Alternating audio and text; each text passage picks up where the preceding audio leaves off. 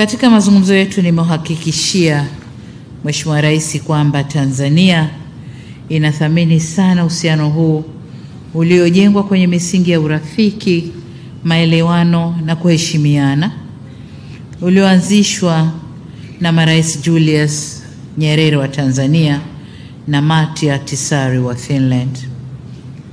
Uhusiano ambao tumeuendeleza na tunadhamiria kuuendeleza kwa dhati. Ndugu waandishi wa habari, ujio wa Rais Stubb sio tu unathibitisha ukaribu wetu wa kihistoria, lakini pia unafungua na kuongeza sura mpya ya urafiki na ushirikiano kati ya nchi zetu. Nitumie fursa hii sasa kuangazia baadhi ya maeneo ambayo tumeyajadili wakati wa mkutano wetu. Kwanza ni uhusiano wa wawili au bilateral relation. Mazungumzo yetu yalijikita kwenye maeneo tunayofanyia kazi kwa pamoja na yale tunayopendekeza tuweze kuyafanyia kazi kwa pamoja.